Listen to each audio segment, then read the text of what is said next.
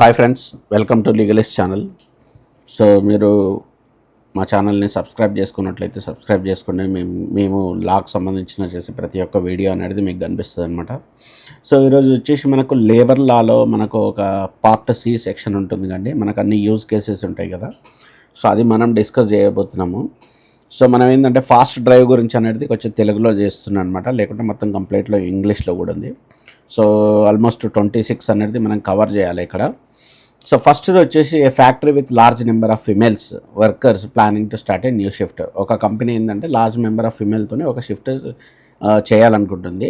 So what are the provisions of this act needed to be consider regarding the employment of women, especially regarding the shift. So షిఫ్ట్లో work చేయాలంటే ఏమేమి provisions ఇవ్వాలి, ఏమేమి చేయాలి అనేది ఇది క్వశ్చన్ అనమాట మనకు.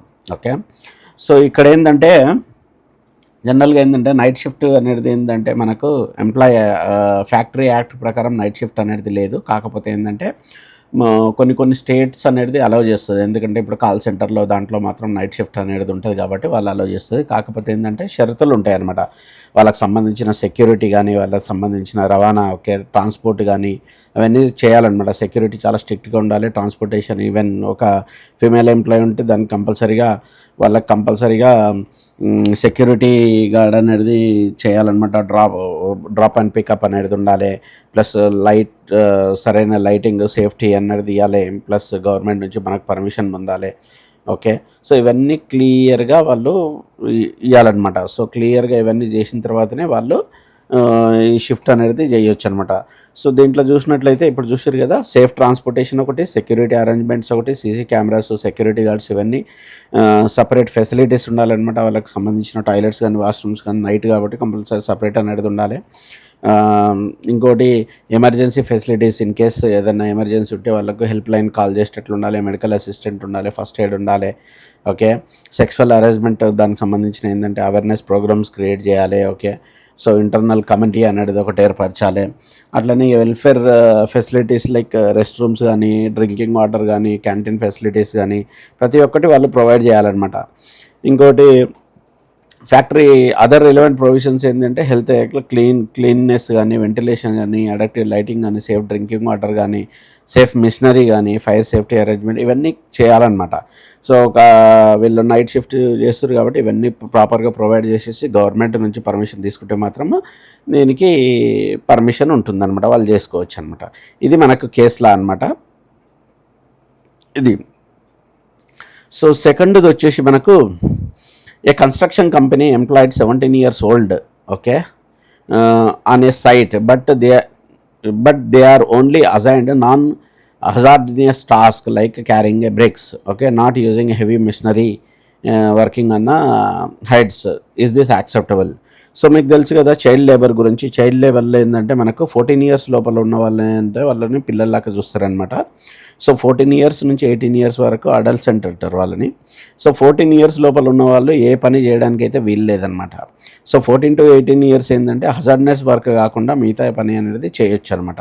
సో ఈ కన్స్ట్రక్షన్ వర్క్ అనేది ఏంది మనకు హజార్డియస్ వర్క్ కిందకి వస్తుంది అనమాట. ఎందుకంటే అక్కడ మనకు హెవీ మిషనరీస్ ఉంటాయి, ఇంకా హైట్లో పనిచేస్తుంటారు, ఇంకోటి పెద్ద పెద్ద వెహికల్స్ అనేది తిరుగుతూ ఉంటాయి. అందుకోసం ఏంటంటే ఇది హజార్డియస్ వర్క్ అనమాట.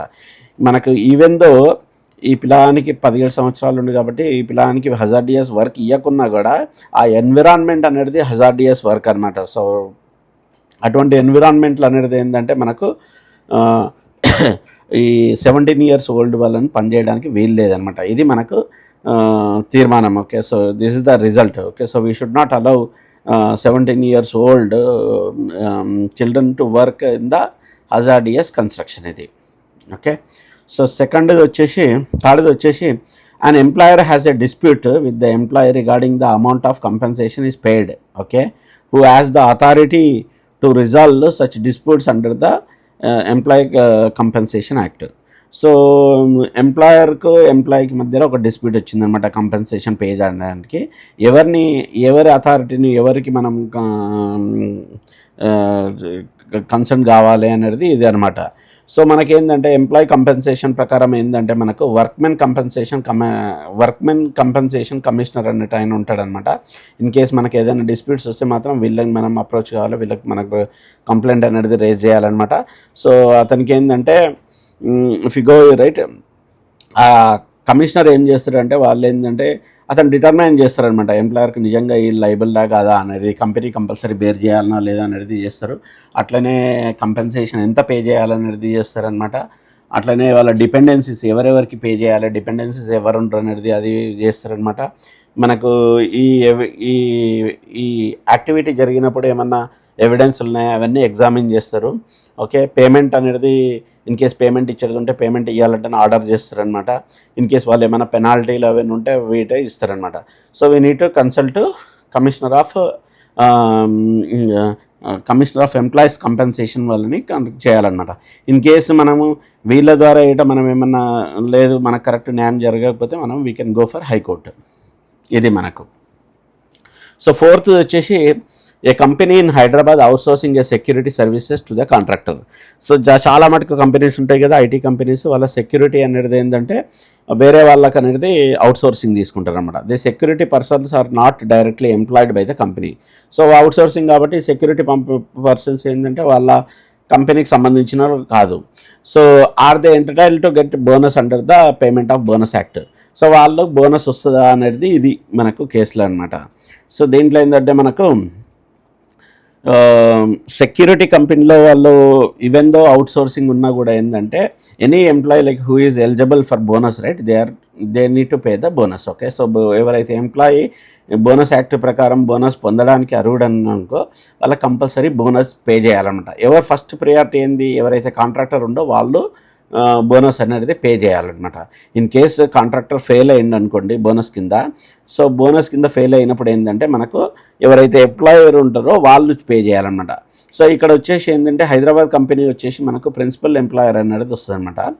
సో ఈ సెక్యూరిటీ ఏజెంట్స్ వాళ్ళు ఏంటంటే కాంట్రాక్టర్కు ఈ ఇమీడియట్ ఎంప్లాయర్ అవుతారు, వాళ్ళకి ఇమీడియట్, ఎందుకంటే వాళ్ళు directly report to security directly report to contractor. So contractor and principal employer they are having the contractor. ఇట్లా ఉందనమాట. సో బోనస్ ఎవరైతే బోనస్కి ఎలిజిబుల్ ఉండరో, ఓకే, ఈ క్రైటీరియా ఉందిగా బోనస్ ఎలిజిబుల్ క్రైటీరియా, వాళ్ళకు కంపల్సరీ కాంట్రాక్టర్ అనేది బోనస్ పే చేయాలి. In case contractor fail to pay the bonus right, principal employer అన్నట్టు ఆయన ఏంటంటే పే చేయాలన్నమాట. సో ప్రిన్సిపల్ ఎంప్లాయర్ పే చేసిన తర్వాత వాళ్ళు కాంట్రాక్టర్తో సెటిల్మెంట్ చేసుకోవాలి. ఇది అనమాట మనకు. ఓకే, సో ఫస్ట్ వచ్చేసి contractor is liable to pay the primary liability ఏంది కాంట్రాక్టర్ అనమాట. సెకండరీ లయబిలిటీ ఏంది ఇన్ కేసు ఇతను ఫెయిల్ అయితే సెకండరీ లయబిలిటీ వచ్చేసి మనకు ప్రిన్సిపల్ ఎంప్లాయర్ అనమాట. సో కంపల్సరీగా బోనస్ అయితే ఇవ్వాలన్నమాట ఇది. ఓకే, సో ఫిఫ్త్ వచ్చేసి ఇక్కడ వచ్చేసి while working on the machine a worker accidentally drop a valuable testing appliance, okay, which is broken. The employer deducted the value of the appliance from the wages of the worker. Is the deduction justified? So ఇక్కడ వచ్చేసి ఏంటంటే ఒక employee work చేస్తున్నప్పుడు ఏంటంటే యాక్సిడెంటల్గా ఒక వస్తువుని ఏదైతే testing చేసే అప్లికేషన్ ఉంటుంది కదా అది కింద పడేసిండు అనమాట. అది చాలా కాస్ట్లీ ఉంటుంది. సో పడేసిన తర్వాత ఏంటంటే అది డిస్ట్రాయ్ అయిపోయింది. సో తను ఎంప్లాయర్ ఏం చేసిండు, దానికి సంబంధించిన అమౌంట్ అనేది ఇతను శాలరీ నుంచి కట్ చేసుకుండు. ఇది డిడక్టబుల్లా కాదా అని అడుగుతున్నాడు. సో ఇక్కడ ఏంటంటే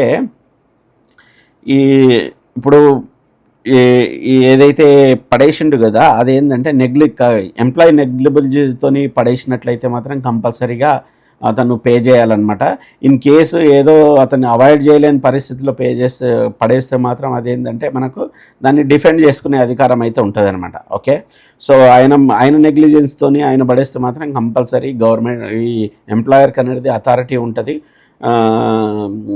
దాన్ని అమౌంట్ అనేది డిడక్ట్ చేసుకుంటే. కాకపోతే ఏంటంటే ఎంప్లాయీ అతను ప్రూవ్ చేసుకోవాలన్నమాట, లేదు ఇది నా కంట్రోల్ లేకుండే అట్లా పడిపోయింది అంటారంటే మాత్రము దానితో డిఫెండ్ చేసే అధికారం ఉంటుంది అనమాట. సో ఇది సో మనకేంది ఇక్కడ ఫస్ట్ థింగ్ ఏంటంటే damage or loss actually occurred. So అది ఏదైతే పడిపోయింది చూడు, అది డ్యామేజ్ అయ్యి ఉండాలన్నమాట. ఇన్ కేస్ ఏదేమైనా మేనేజబుల్ ఉంటే మాత్రము మనం చేసే అవసరం లేదనమాట. కంప్లీట్ డ్యామేజ్ అయితే మాత్రం కంపల్సరీ పే చేయాలి. ఇంకోటి ఏంటంటే employee negligency or default. Employee negligency అనేది కనపడాలన్నమాట. ఓకే, ఎంప్లాయీ నెగ్లిజెన్స్ ఉంటేనే వాళ్ళు డిడక్ట్ చేసుకోవాలి. Opportunity to explain. సో నువ్వు పడేసినావు కదా, నువ్వు పే చేయాలంటే డైరెక్ట్ చేసే అవసరం లేదనమాట. కంపల్సరీ ఎంప్లాయీకి ఆపర్చునిటీ ఇవ్వాలన్నమాట. అతను డిఫెండ్ చేసుకునికి, అతను ఎక్స్ప్లెయిన్ చేసుకునికి ఆపర్చునిటీ అనేది ఇవ్వాలి. సో మొత్తం అయిన తర్వాత ఇన్ కేస్ నిజంగా లాస్ ఉంటే డిడక్షన్, యాక్చువల్ లాస్ ఎంత ఉందో దాన్ని డిడక్ట్ చేయొచ్చు అనమాట. ఇది మనకు. సో ఇంకోటి వచ్చేసి P and apprentice filter. Okay, so apprentice filter అంటే ఉంటుంది, మామూలుగా కంపెనీలో చేస్తారా. Was injured while cleaning a dangerous part of the machine which has been manufactured abroad. Okay, the machine was unfenced while adjustment were made to it. Is the manager or occupier guilty of an offense? So P అంటే ఏంటంటే apprentice filter అనమాట. So అతను ఏంటంటే దాన్ని clean చేస్తున్నప్పుడు అది ఏంటంటే అతను ఇంజూర్ అయిపోతాడు అనమాట. సో ఆ వస్తువు వచ్చేసి అబ్రాడ్ నుంచి తీసుకొస్తారు, బయట దేశం నుంచి తీసుకొస్తారు. కాకపోతే దానికి సేఫ్టీ మెజర్మెంట్స్ అనేది ఏం పెట్టకుండా, ఫెన్సింగ్ లేకుండా చేస్తారనమాట. సో ఈ దాంట్లో మేనేజర్ అండ్ ఎవరైతే కంపెనీ ఉందో దాని ఏమైనా గిల్టీ ఫీల్ అయ్యారా అనేది ఇదనమాట. సో ఆబ్వియస్లీ ఓకే, సో ఏదైనా వస్తువు డేంజరస్ అన్నప్పుడు దానికి సంబంధించిన సేఫ్టీ మెజర్మెంట్స్ అనేది కంపల్సరీగా తీసుకోవాలి. దానికి సంబంధించిన ఫెన్సింగ్ అని చేయాలన్నమాట. ఎందుకంటే the manager and occupier right compulsory they are liable for this injury. Okay, so ఏదైతే ఇంజురీ జరిగిందో వాళ్ళు కంపల్సరీగా లైబుల్ అనమాట ఇది. సో ఇంకొకటి వచ్చేసి an employee goes to attend his work riding on a bicycle, okay, and he involved in an accident in the course of journey and he lost his right leg. Discuss whether employer is liable of a compensation. So ఇక్కడ employee అనేటువంటి ఏంటంటే అతను cycle మీద ఏంటంటే కంపెనీకి వెళ్తుండే అనమాట. కంపెనీకి వెళ్ళినప్పుడు వాళ్ళు యాక్సిడెంట్ జరిగేసి ఆయన చెయ్యి అనేది వెళ్ళిపోతుంది, కాలు అనేది వెళ్ళిపోతుంది అనమాట, రైట్ లెగ్ అనేది వెళ్ళిపోతుంది. సో ఎంప్లాయర్ ఏమన్నా పైసలు ఇవ్వాలన్నా, కాంపెన్సేషన్ ఇవ్వాలన్నా అన్నది. ఇప్పుడు జనరల్గా ఏంటంటే ఎంప్లాయర్ ఎప్పుడు కంపెన్సేషన్ ఇస్తాడు, ఇన్ కేసు మన డ్యూటీలో ఉన్నప్పుడు, డ్యూటీ పని మీద ఎక్కడికన్నా వెళ్ళినప్పుడు అది జరిగితే మాత్రమే కంపెన్సేషన్ అనేది ఇవ్వాలి. ఇక్కడ ఏంటంటే ఈ డ్యూటీ పని మీద కాదు. Okay, so he's going to attend the office. Okay, so ఆఫీస్కి వెళ్ళే మార్గంలో చేసినప్పుడు అది ఆఫీస్ పని కింద పరిగణించారనమాట. సో ఆఫీస్ ఇన్ కేసు దానికి ఎక్సెప్షన్స్ కూడా ఉంటాయి. In case company transportation use చేసి దానికి ఏమైనా యాక్సిడెంట్ జరిగితే కంపెనీ ఇచ్చింది కాబట్టి అటువంటి టైంలో ఏంటంటే మనకు కంపెన్సేషన్ అనేది వస్తుంది. ఎందుకంటే కంపెనీ ప్రొవైడ్ చేసింది, కంపెనీ ఫాల్ట్ ఉంది కాబట్టి కంపెనీ కంపెన్సేషన్ ఇస్తుంది. సో మనం ఓన్గా వస్తున్నాం కాబట్టి ఇది అనేది ఏంటంటే ఇది ఎంప్లాయర్ కిందికి రాదనమాట. ఈ కంపెన్సేషన్ అనేది రాదు దీంట్లో. ఓకే, సో సాధారణంగా ఇల్లు నుండి పనికి వెళ్ళేటప్పుడు జరిగిన ప్రమాదం ఉద్యోగ పరిధిలోకి రాదనమాట. ఇది మన ఏమంటారు, ఇది ఎంప్లాయ్మెంట్ పని కిందికి రాదనమాట. అందుకోసం ఏంటంటే ఇది యాక్సెప్టబుల్ కాదనమాట. ఓకే, సో అందువల్ల ఇది సాధారణంగా ఎంప్లాయ్మెంట్ కోర్సులోకి రాదనమాట ఇది. Okay,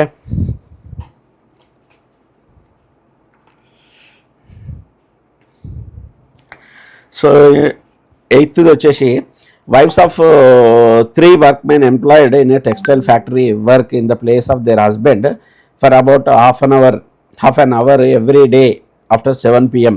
while the latter take meals bought by them. Discuss their violation of any provision factories act. So ఇక్కడ ఏంటంటే ముగ్గురు ఎంప్లాయీస్ ఉంటారు కదా, వాళ్ళ భార్యలు ఏంటంటే టిఫిన్ తీసుకొచ్చి వాళ్ళు తినేటప్పుడు ఏంటంటే హాఫ్ అన్ అవర్ ఉంటుంది కదా, వాళ్ళకి ఇట వర్క్ వస్తుంది. అంటే టెక్స్టైల్ ఫ్యాక్టరీలో వాళ్ళు ఇట వర్క్ చేస్తూ ఉంటారు అనమాట హాఫ్ అన్ అవర్. సో ఇది జస్టిఫైయా కాదా అనేది ఎక్స్ప్లెయిన్ చేయమంటున్నాను. So obviously so it is not justified. ఎందుకంటే ఎంప్లాయ్మెంట్ అనేది ఓన్లీ వాళ్ళ హస్బెండ్కి ఇచ్చారు కానీ వీళ్ళకైతే ఇవ్వలేరనమాట. అట్లా వర్క్ చేయడం అనేది చట్టరీత్యా నియమం. ఇన్ కేసు ఏమైనా ఇష్యూస్ జరిగినా, ఏమైనా డ్యామేజ్ జరిగినా మాత్రం కంపల్సరీ ఎంప్లాయర్ అన్నట్టు రెస్పాన్సిబుల్ అనమాట. సో అటువంటిది ఎందుకంటే కంపల్సరీ ఎవరైతే వర్క్ చేస్తారో వాళ్ళ రికార్డ్స్ అనేది మెయింటైన్ చేయాలి. వీళ్ళు మామూలుగా టిఫిన్ తీసుకొని వచ్చేసి వీళ్ళు చేయడం అనేది వాళ్ళ రికార్డ్స్ ఉండవు కాబట్టి ఇదైతే యాక్సెప్టబుల్ కాదు అనమాట. ఓకే, సో ఇది ఏంటంటే ఫ్యాక్టరీ యాక్ట్కి అగెనెస్ట్ ఇది.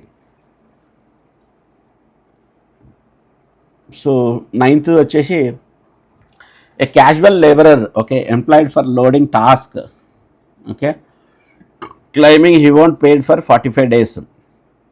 Though he worked without a formal appointment letter, the employer denies liability, citing lack of written contact. Analyze whether such workers are granted protection under the payment of wages. Casual labour ఉంటారు కదా, అతను ఏంటంటే మామూలుగా loading దాంట్లో పనిచేస్తాడు అనమాట. So almost 45 days work చేసిండు. తర్వాత ఏంటంటే ఎవరైతే ఎంప్లాయర్ ఉండో మన మధ్య ఏం అగ్రిమెంట్ లేదు, నేను అమౌంట్ ఇవ్వలేను అంటే చెప్తాడు అనమాట. సో దానికి ఏమన్నా ఇది పేమెంట్ వేజెస్ యాక్ట్ ఏమన్నా వర్తిస్తుంది అంటే ఆబ్వియస్లీ వర్తిస్తుంది అనమాట. ఈవెన్ దో రిటర్న్ అగ్రిమెంట్ లేకున్నా సరే అతను వర్క్ చేసినట్లు మనము ప్రూవ్ చేయగలిగితే కంపల్సరీగా వాళ్ళు శాలరీ అనేది ఇవ్వాలి. ఎందుకంటే అతను పని చేసిన దానికి అతనికి శాలరీ కంపల్సరీ పొందే అధికారం అయితే ఆయనకు ఉంటుంది. అట్లనే పేమెంట్ యాక్ట్ ఇట అదే చెప్తుంది అనమాట, కంపల్సరీ ఇవ్వాలి అంటది.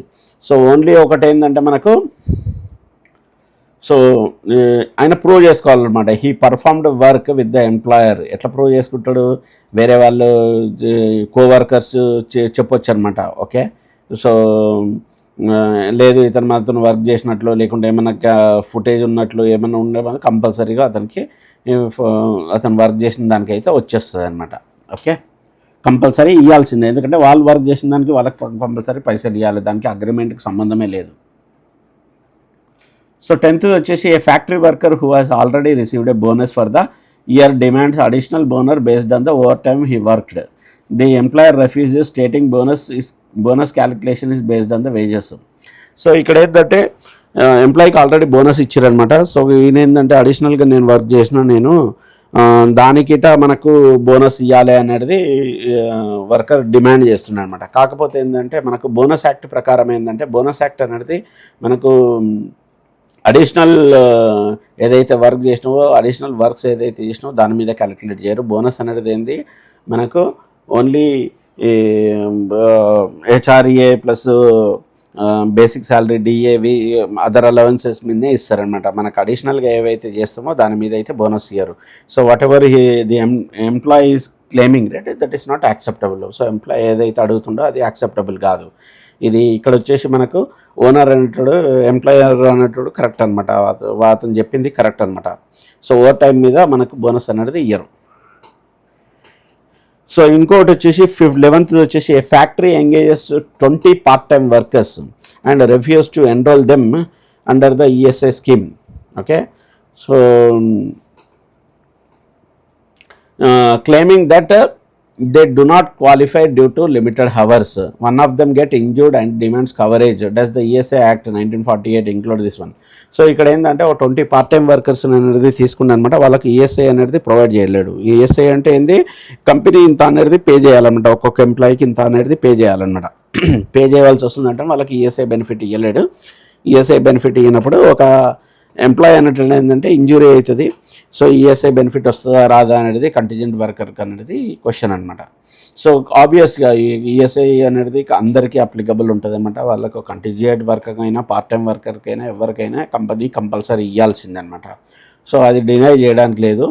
సో వీళ్ళు కొన్ని పార్ట్ టైం వర్కర్స్ అంటే కొంత టైం వరకే వీళ్ళు చేస్తారు, లిమిటెడ్ టైం వరకే చేస్తారు కాబట్టి వీళ్ళకి లేదు అన్నికి అట్లా చెప్పే అధికారం అయితే లేదనమాట. వాళ్ళు ఎంత టైం అయినా వర్క్ చేయని, సో వాళ్ళు వర్క్ చేస్తుర్రా లేదా అనేది ఇంపార్టెంట్ అనమాట. కంపల్సరీగా వాళ్ళకి అనేది ఇచ్చేయాలన్నమాట. ఓకే, సో ఇక్కడ చూసినట్లయితే ఎవరెవరికి అప్లికబుల్ అవుతుంది, ఫుల్ టైం కానీ పార్ట్ టైం కానీ టెంపరీ కానీ క్యాజువల్ వర్క్ అందరికీ అప్లికబుల్ అవుతుంది అనమాట. We cannot differentiate on this. Okay, so ESI act అనేది అందరికీ వస్తుంది అనమాట. మనకు కంపల్సరీగా ఇవ్వాల్సిందే. ఏదైతే ఇంజురీ జరిగిందో కంపల్సరీ ఎంప్లాయర్ రెస్పాన్సిబుల్ అనమాట. ఓకే, సో దానికి రిజిస్ట్రేషన్ చేసే అవసరం ఇట్లా లేదనమాట. ఇది మనకు ఇంకోటి retiring employee. Okay, who served for 10 years, he is accused of misconduct his final month and denied gratuity. The employer cited loss of reputation has grounds. Can his gratuity is be forfeited? So ఒక employee ఏంటంటే almost 10 years work చేసిండు, last మంత్లో retire అవుతున్నప్పుడు ఏంటంటే employer చెప్తున్నాడనమాట, మీరు మా company reputation అనేది loss చేశారు, అందుకోసమే మీకు గ్రాడ్యుయేట్ ఇస్తలేమంటే చెప్తారనమాట.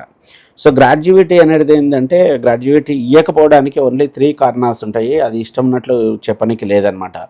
ఓకే, అతను 10 years వర్క్ చేసిండు కాబట్టి కంపల్సరీ ఇవ్వాల్సిందే. సో ఓన్లీ రెప్యుటేషన్ డ్యామేజ్ అయ్యిందంటే వాళ్ళు చెప్పడానికి లేదనమాట. ఎందుకంటే ఎప్పుడెప్పుడు ఇయ్యర్ అంటే ఏదైనా డ్యామేజ్, ఏదైనా లాస్, ఎంప్లాయర్కి ఏమైనా లాస్ వచ్చినప్పుడు ఏంటంటే ఆ లాస్ని గ్రాడ్యుయేటీ నుంచి డిడక్ట్ చేసుకుంటారు అనమాట.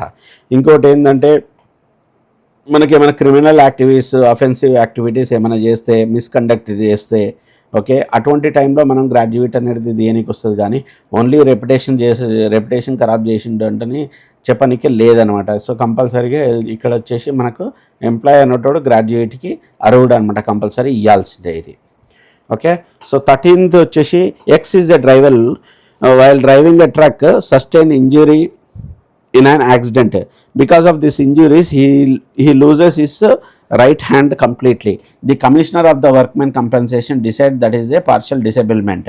X desires to challenge the decision, advise him.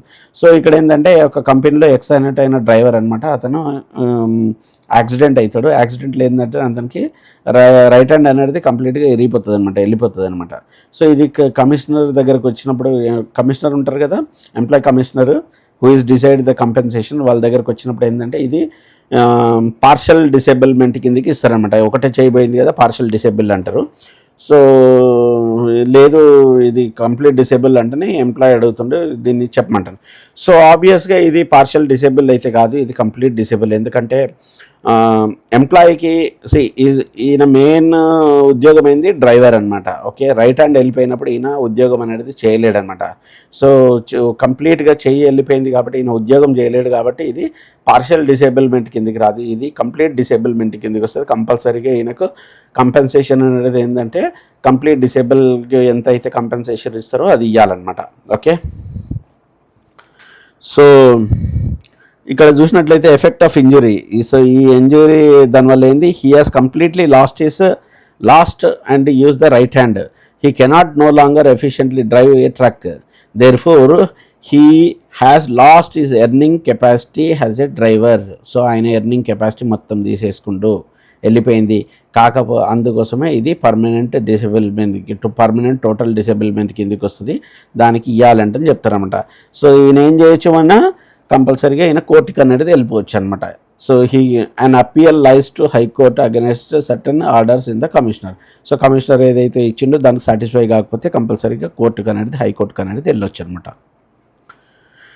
So 14th వచ్చేసి ESI corporation uses its funds in a construction of the residential quarters for doctors and nurses. One of the ESI contributors objects to use of his said amount has it is not for ESI purposes. Is it valid at this? ESI ఏం చేసింది, ESI corporation దాంట్లో పనిచేసే నర్సులకు, డాక్టర్లకు quarters అనేది కట్టిస్తుంది అనమాట. So ఎవరైతే ఈఎస్ఐకి contribute చేస్తారో company వాళ్ళు ఆబ్జెక్ట్ చేస్తారు అనమాట, ఇది ఓన్లీ ట్రీట్మెంట్ గురించే యూజ్ చేయాలి, వాళ్ళకు క్వార్టర్స్ అవన్నీ ఈఎస్ఐ పరిధిలోకి రాదు అన్నట్లు వాళ్ళు ఆబ్జెక్షన్ చేశారు అనమాట. సో ఇక్కడ వచ్చేసి ఏంటంటే ఈఎస్ఐ అనేది ఏంది, ఎంప్లాయీకి బెనిఫిట్స్ గురించి ఉంటుంది అనమాట. దాంట్లో ఏంటంటే డాక్టర్స్, నర్సెస్ వాళ్ళ ఒక పార్ట్ అనమాట. సో వాళ్ళ క్వార్టర్ని కట్టించుకోమనేది కరెక్టే అనమాట. ఎందుకంటే వాళ్ళు ఎప్పుడు ఈవెన్ క్వార్టర్స్, ఈ హాస్పిటల్ పక్కన క్వార్టర్స్ ఉంటే వాళ్ళు ఎప్పుడైనా అవైలబుల్ ఉంటారు. ఓకే, వాళ్ళు ఫాస్ట్గా రియాక్ట్ కావడానికి ఛాన్సెస్ ఉంటుంది అనమాట. అందుకోసం ఏంటంటే ఇది వ్యాలిడే అనమాట. కంపల్సరీగా మనకు ఈఎస్ఐ అనేది క్వార్టర్స్ కట్టించుకోవడం కరెక్టే, ఎందుకంటే ఇది ఎంప్లాయీ బెనిఫిట్ గురించే ఉంటుంది కాబట్టి ఇది కరెక్టే. దే కెనాట్ ఆబ్జెక్ట్ అనమాట, ఇది ఆబ్జెక్ట్ చేసే అవసరం లేదు. ఓకే, ఇక్కడ చూసినట్లయితే ఏంటంటే వారికి నివాసాలు సౌకర్యం కల్పించడం ద్వారా వైద్య సేవలు నిరంతరంలో అందుబాటులో ఉంటాయి. అత్యవసర పరిస్థితుల్లో వెంటనే సేవలు అందించవచ్చు. ఆసుపత్రిలో నిర్వహణ మెరుగుపడుతుంది, ఇవన్నీ ఉంటాయి అన్నమాట. సో కంపల్సరీ ఏంటంటే మనకు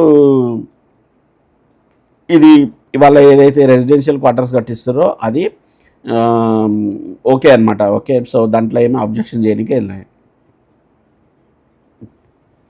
సో 15th వచ్చేసి a worker employed in a factory died by accident while in service before completion of the 5 years of the service. The employer refused to pay the same on the ground that the employee has died before completion of 5 years of the continuous service. Decide whether the gratuity. So ఆబ్వియస్గా right, graduate అనేది ఏంది, exceptions ఉంటాయి. ఒకటి permanent disability కానీ, ఒకటి చనిపోయినప్పుడు కానీ, మనము 5 years సర్వీస్ లేకున్నా సరే కానీ కంపల్సరీగా గ్రాడ్యుయేట్కి ఎలిజిబుల్ అనమాట. ఇక్కడ వచ్చేసి ఏంటంటే కంపల్సరీగా గ్రాడ్యుయేట్ అనేది ఇవ్వాల్సిందే. ఎందుకంటే అతను బతికుంటే ఎంప్లాయ్ కంప్లీట్ చేసేవాడు, చనిపోయింది కాబట్టి ఎంప్లాయ్ కంప్లీట్ చేయలేడు. ఆబ్వియస్గా గ్రాడ్యుయేట్ అనేది ఇవ్వాలి. సో టూ ఎక్సెప్షన్స్ ఉంటాయి. One is if the employee died or permanent disable అనమాట. సో అటువంటి కేసెస్లో మనకు గ్రాడ్యుయేట్ అనేది ఇవ్వాలి, even though if they are not completed the 5 years. So ఇంకోటి 16th వచ్చేసి, the employer has refused to pay minimum wages in the ground that he has not earned any profits in his contention of the employer under minimum wages act. So ఇక్కడ employer ఏం చేస్తుండు, minimum wages ఎంత అయితే ఇవ్వాలనో అది ఇస్తలేడు అనమాట. ఎందుకంటే నాకు profit రాలేదు, నేను ఇంతగానం ఇచ్చుకోలేను, నేను తక్కువ ఇస్తాను అన్నట్లు చెప్తున్నాను అనమాట. దీన్ని డిసైడ్ చేయమంటారు. ఈ మినిమం వేజెస్ యాక్ట్ అనేది ఏంటంటే మనకు ప్రాఫిట్తో సంబంధం లేదనమాట. గవర్నమెంట్ మినిమం వేజెస్ యాక్ట్లో ఏంటంటే మినిమం ఇంత, ఈ పర్టికులర్ కేటగిరీ వరకు ఇంత మినిమం ఇవ్వాలంటని చెప్తుంది అనమాట. కంపల్సరీగా నీకు లాస్లున్నా లాభాలున్నా ఏదున్నా సరే మినిమం వేజెస్ అయితే పే చేయాలన్నమాట దీనికి. సో ఇదేంది సో ఎక్స్‌ప్లాయిటేషన్ అనేది జరగకుండా మినిమం వేజెస్ వస్తుంది. మీకు కంపల్సరీగా ఏదైతే అమౌంట్ స్పెసిఫై చేసారో అది ఇవ్వాలంటని మనకు చట్టం ఏంటో చెప్తుంది అనమాట. ఓకే, సో ప్రాఫిట్తో సంబంధం లేదు ఇది. సో 70th వచ్చేసి, women worker is terminated of a service for refusing to do the night shift work in the factory advisor. So ఒక ఉమెన్ వర్క్ ఏం చేసిందంటే, నేను నైట్ షిఫ్ట్లో చేయనన్నందుకు ఆమెను తీసేసారనమాట. సో దానికి ఏమన్నా అడ్వైజ్ ఇస్తారా అంటే అడుగుతారు అనమాట. సో ఆబ్వియస్లీ మనకేంటంటే ఉమెన్ ప్రొటెక్షన్ అనేది చాలా ఇంపార్టెంట్ అనమాట. ఇన్ కేస్ నైట్ వర్క్ చేయాలంటే వాళ్ళకి చాలా సర్టన్ ఫెసిలిటీస్ అనేది ఇవ్వాలి. ఎందుకంటే జనరల్గా ఏంటంటే ఉమెన్ నైట్లో వర్క్ చేయరు.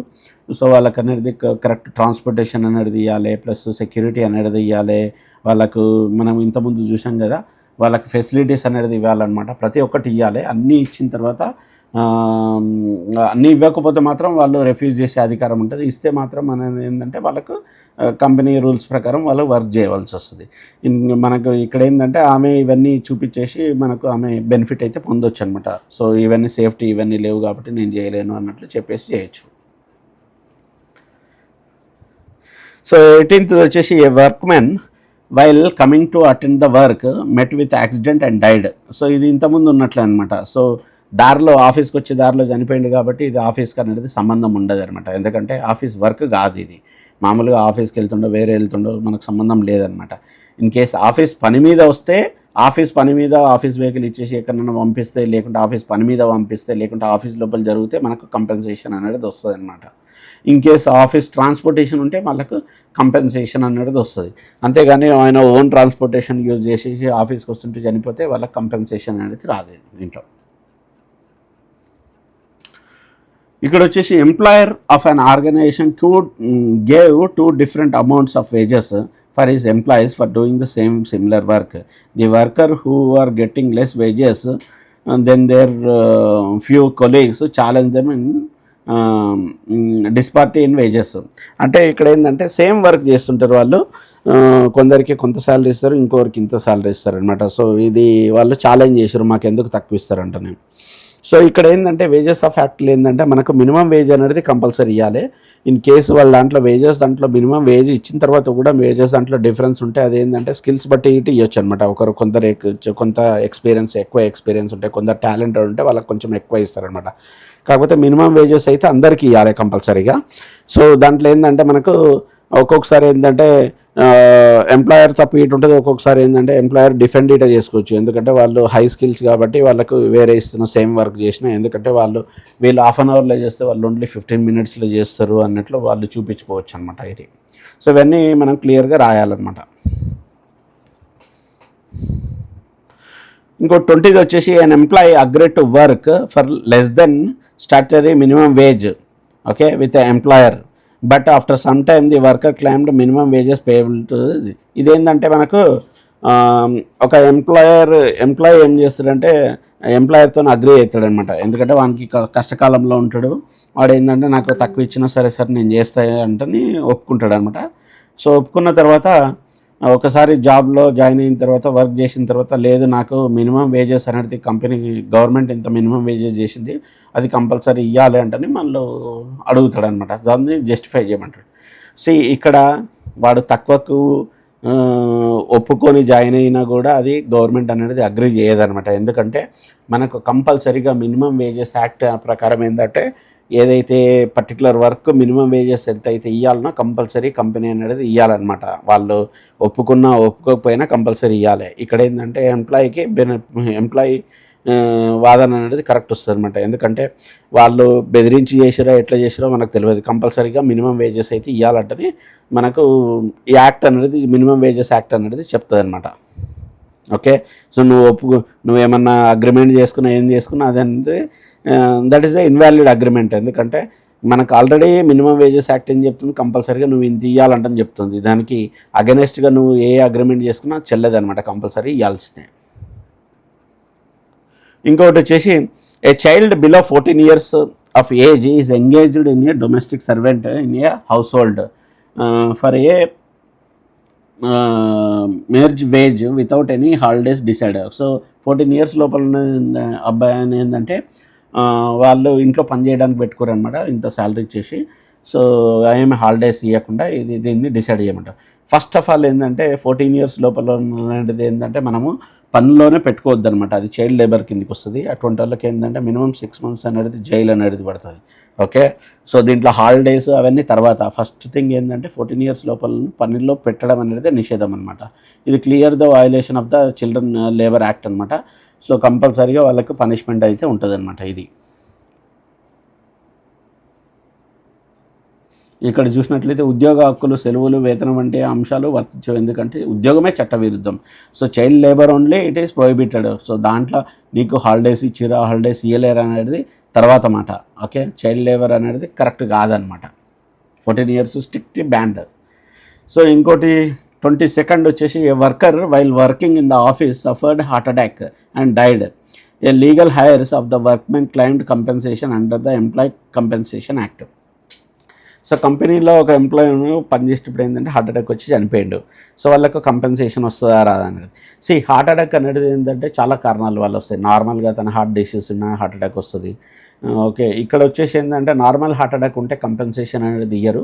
కాకపోతే ఇది వర్క్ రిలేటెడ్ వర్క్ స్ట్రెస్ వల్ల ఇది హార్ట్ అటాక్ వచ్చిందంటే ప్రూవ్ చేయగలిగితే కంపల్సరీగా కంపెన్సేషన్ అనేది ఇవ్వాలన్నమాట. సో చాలా కంపెనీస్ ఏం చేస్తారు, ఇట్లా హార్ట్ అటాక్ వస్తే వాళ్ళకు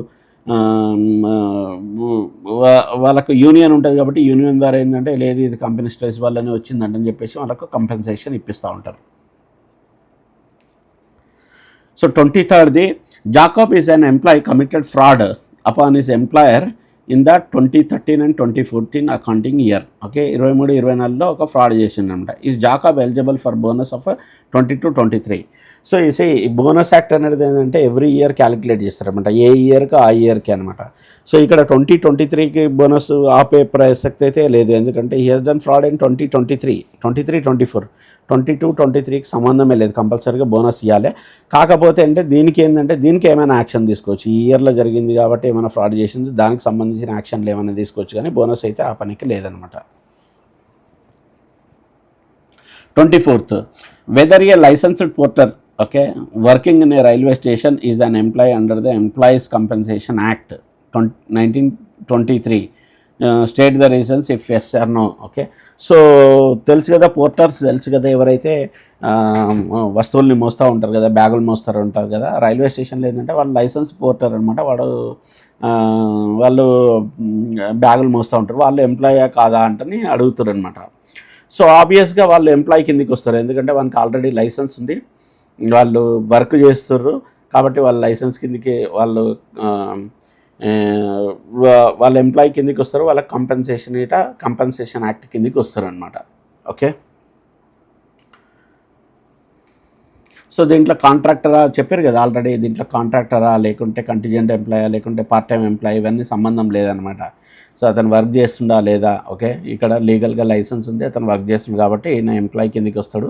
మేబీ కాంట్రాక్ట్ ఎంప్లాయీ కిందకి వస్తుండొచ్చు. కాకపోతే ఈయన కంపెన్సేషన్ అనేది ఈయనకి ఎలిజిబులే ఉంటుంది.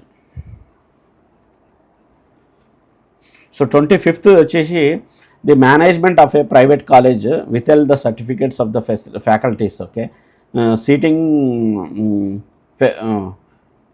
frivolous reasons and forcing them to sign a bond. Is this action is valid? See, first thing ఏంటంటే సర్టిఫికేట్స్ అనేది ఎవరిది, ఆయన ఏదైతే టీచర్స్ ఉండో ఫ్యాకల్టీస్ ఉండో వాళ్ళ ఓన్ అనమాట, వాళ్ళ ఓన్ ఆస్తులకు అనమాట. సో దాన్ని వాళ్ళు వేరే వాళ్ళు ఉంచుకునుకోమనేది తప్పు కాదు, అది చాలా క్రిమినల్ కేసు అనమాట. సో వాళ్ళు పెట్టేసి ఏదో బాండ్ మీద సిగ్నేచర్ చేయించుకోమనేది చాలా తప్పు. దీని మీద కంపల్సరీగా క్రిమినల్ కేసెస్ అయితే ఉంటాయి అనమాట. ఇటువంటివి అయితే యాక్సెప్టబుల్ కాదనమాట. సో లాస్ట్ది వచ్చేసి మనకేంటంటే an industrial establishment employed, okay, an industrial establishment employed 150 additional workers from June 1st 2023. The employer ignored certification of standing orders. Discuss the provisions. So standing orders అనేది ఏంది, ఎంప్లాయీలు ఎవరైతే ఎంప్లాయర్ ఉంటారో 100 కన్నా ఎక్కువ మంది ఉన్నప్పుడు కంపల్సరీ స్టాండింగ్ ఆర్డర్స్ అనేది follow కావాలన్నమాట. ఇక్కడ 150 అడిషనల్ మెంబర్స్ ఉన్నప్పుడు కంపల్సరీగా వాళ్ళ స్టాండింగ్ ఆర్డర్ అనేది ఫాలో కావాలి. In case standing order follow కాకుండా మాత్రం కంపల్సరీగా వాళ్ళు ఇది ఇల్లీగల్ అవుతుంది అనమాట. కంపల్సరీ స్టాండింగ్ ఆర్డర్ చేయాలన్నమాట, లేకుంటే ఇది చట్టవిరుద్ధం. Okay, so it is against the law. Compulsory standing ఆర్డర్స్లు ఉంటాయి కదా, స్టాండింగ్ ఆర్డర్స్ ఏముంటాయి, సో దీంట్లో ఏంది classification of workmen, attending the work hours, rules and leave rules, misconduct, ఇవన్నీ స్టాండింగ్ ఆర్డర్స్ ఉంటాయి కదా, ఇవన్నీ కంపల్సరీ పాటించాలన్నమాట ఈ 150 మెంబర్స్ కిట. సో వాళ్ళు నేను లేదు వీళ్ళని ఈ కొత్తగా తీసుకున్నా నేను స్టాండింగ్ ఆర్డర్ ఫాలో చేయలేదు అంటే ఒప్పుకోనికి లేదనమాట. కంపల్సరీ స్టాండింగ్ ఆర్డర్స్ ఫాలో చేయాలి. ఇది ఫ్రెండ్స్ మొత్తం పార్ట్ సిలో మనకు వచ్చేది అనమాట. సో ఆల్మోస్ట్ అన్నీ కవర్ చేసిన, ఎందుకంటే ఫ్రమ్ లాస్ట్ 5 years ఏమైతే వచ్చినాయో అవన్నీ కవర్ చేసిన. I hope this will help in your exam. So please subscribe our channel. Thank you friends, thank you so much, bye.